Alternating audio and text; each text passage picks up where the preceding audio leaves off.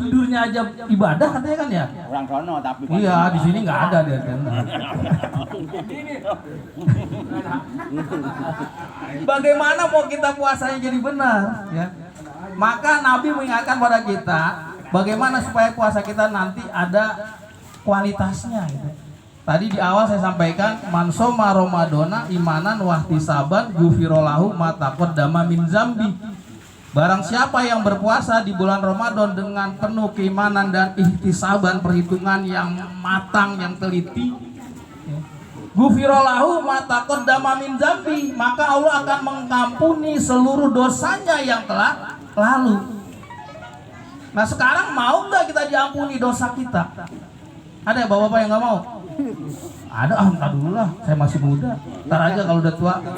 bagol. Iya, saya masih muda, belum main yang macem-macem gitu kan, anak muda ya. Ya, tapi kalau kita yang sudah tua ya, saya sendiri Pak Haji Tri mungkin ya saya 55 saat ini ya. Ya kalau ngikut umur Nabi ya 64. Tapi kakak saya 58 sudah meninggal dunia.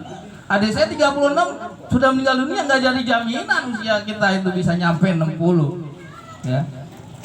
Nah maka mumpung kita ketemu ya, kita coba perbaiki kualitas puasa kita.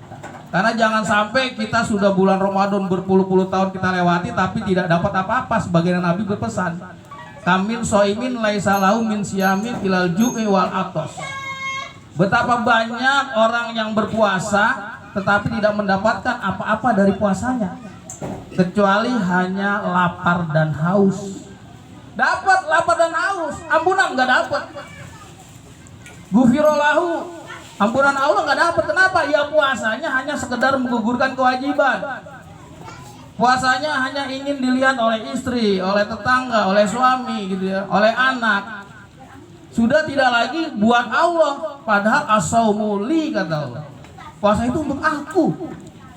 Maka pertama, bagaimana yang harus kita persiapkan ya? Dalam menghadapi Ramadan tahun ini, pertama adalah kita siapkan bekal. Jadi bukan hanya bergembira, ya ada hadis. Ya biasanya di bulan Ramadan ini banyak sekali hadis-hadis palsu ya, hadis-hadis dhaif yang berkeliaran. Tujuannya untuk menyesatkan orang-orang yang beriman supaya puasanya enggak jadi puasa yang diinginkan oleh Nabi, yang dicontohkan oleh Nabi. Salah satunya ya ini yang menyampaikan bahkan Ustadz ya. Ustadz masih menyampaikan karena mungkin tidak memperbaiki, tidak mengupdate keilmuannya. Ya ada hadis yang bunyinya begini. Man fariha biduhuli Ramadan haramallahu jasadahu ala niron. Artinya barang siapa yang bergembira dengan datangnya bulan Ramadan maka haram jasadnya dari api neraka. Ini bukan hadis sahih ternyata. Setelah saya pelajari hadis ini ya kalau dicari sanadnya itu lemah gitu ya.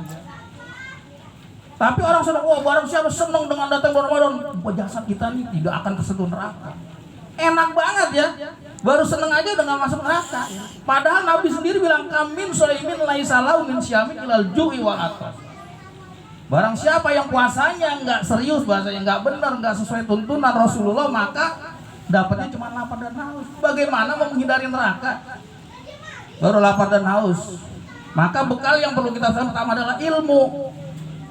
Ya, perbaiki ilmu kita, tambah ilmu kita yang berkaitan dengan Ramadan. Jadi jangan dengar kata Ustaz begini, oh iya.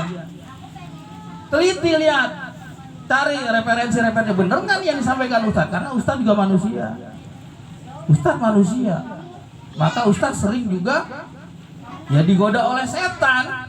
Ya udah nggak usah belajar tat, kata guru kamu begini tat, udah ikuti. Ustaz taklid jadinya, tidak berkembang keilmuannya. Kemudian pernah dengar lagi, Ramadan itu dibagi menjadi 3, awalu rahmah, wa awsatuhu maghfirah, wa akhiru itqum minan nar. Ada hadis begitu juga.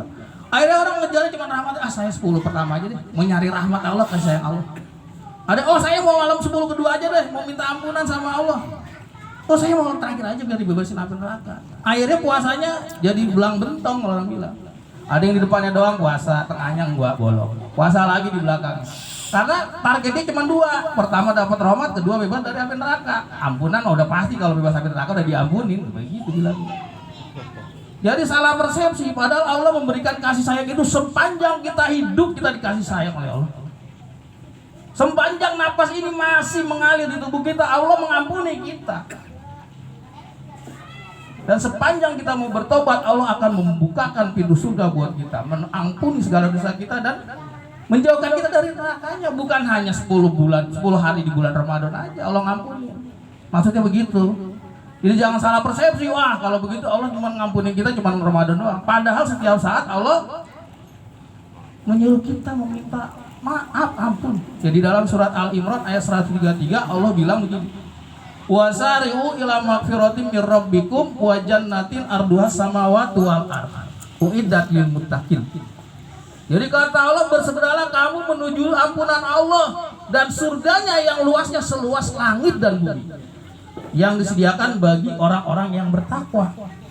Jadi Allah menyuruh kita bersegera, bukan nunggu Ramadan. Iya kalau nyampe Ramadan. Kalau hari ini kita pulang arisan tiba-tiba meninggal, kita belum minta ampun, rugi kita. Setiap malam di sepertiga malam Allah selalu membuka, ya. Maka perintah wa minal laili fatahajjat bi nafilatallah. Nah di situ ada perintah kita untuk selalu setiap hari, setiap saat minta ampunan pada Allah. Bersegera, jangan nunggu entar kalau udah tua, entar kalau udah mau mati, entar kalau udah sakit-sakitan baru minta ampun. Bukan, ya. Yang disediakan bagi orang yang bertakwa. Siapa orang yang bertakwa? Apakah orang takwa itu orang yang selalu bersih dari kesalahan? Dari lahir sampai dia dewasa, sampai dia mau meninggal tidak pernah berbuat salah? Tidak. Di dalam Al-Quran lagi di surat tadi ayat 135-nya, walazina iza fa'alu fahisatan aw zalamu anfusahum zakarullah fastaghfaru li dzunubihim wa may yaghfiru dzunuba illallah